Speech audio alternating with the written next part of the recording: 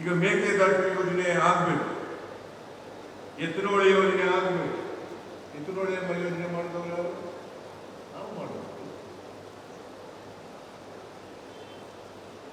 ಮೇಕೆದಾಟು ಯೋಜನೆ ಈಗಾಗಲೇ ನಾವು DPR ಮಾಡಿ ಕಳಿಸ್ಕೊಟ್ಟಿದ್ದೀವಿ.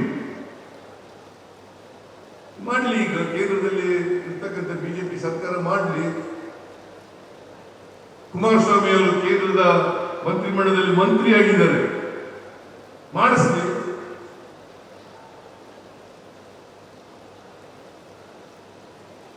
ಅದನ್ನು ಮಾಡಿದ್ರೆ ಒಂದು ಬ್ಯಾಲೆನ್ಸಿಂಗ್ ರಿಸರ್ವರ್ ಆಗುತ್ತೆ. ತಮಿಳುನಾಡಿನವರು ಏನ್ ತ್ಯಾಗೆ ತೆಗಿತಾ ಇದ್ದಾರೆ, ಮಳೆ ಬರದಂತ ನಾರ್ಮಲ್ ಇಯರ್ ಇದೇ ಇರ್ತಕ್ಕಂಥ ಸಂದರ್ಭದಲ್ಲಿ ತ್ಯಾಗೆ ತೆಗಿತಾರೆ ತಮಿಳುನಾಡು. ಸತ್ಯ ಹೇಳಬೇಕು ಅಂತಂದ್ರೆ ಮೇಕೆದಾಟು ಯೋಜನೆಯನ್ನ ಮಾಡೋದ್ರಿಂದ ತಮಿಳುನಾಡಿಗೆ ಹೆಚ್ಚು ಅನುಕೂಲ ಆಗ್ತದೆ, ಕರ್ನಾಟಕಕ್ಕಿಂತ ತಮಿಳುನಾಡಿಗೆ ಹೆಚ್ಚು ಅನುಕೂಲ ಆಗ್ತದೆ.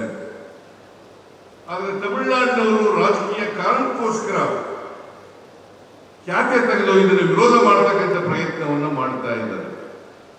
ಆದರೆ ಕೇಂದ್ರ ಸರ್ಕಾರ ಮನಸ್ಸು ಮಾಡಿದ್ರೆ